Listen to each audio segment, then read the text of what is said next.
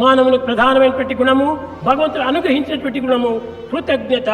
భారతీయ సంస్కృతిని పురస్కరించుకొని నమస్కారం చేసేటువంటి వారు సూర్య నమస్కారములు. అందులో ఒక పదము ఏర్పడినటువంటి కృతజ్ఞాయ నమః అన్నారు. అనగా సూర్యుని యొక్క తేజస్సు అణుమాత్రమైన భావంతో మానవుని యొక్క నేత్రముల లోపల చేరి ఉంటుండాలి. చంద్రమా మనసో జాతః చక్షో సూర్యో అజాయత.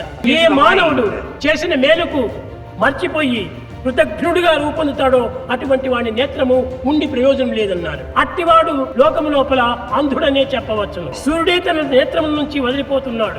ప్రతి మానవుని కూడాను ఎవరైనా కూడా సరే ఏమి చేసినప్పటికీ చేసిన మేలును మరవకుండా ఉండాలి. ప్రాణమునైనను సులభంగా వదలవచ్చును, కానీ ఈ కృతజ్ఞతను మనం మరవకూడదు. ఎన్ని ఉపకారంలో పొందుతున్నాము, ఎన్ని సహాయంలో అందుతున్నాము, కానీ మానవుడు దానిని కించిత్తేను తలంచడం లేదు. స్వార్థము స్వార్థము స్వార్థము ఇలాంటి మూర్ఖత్వం జీవితం గడుపుతూ ఉన్నాడు మానవుడు.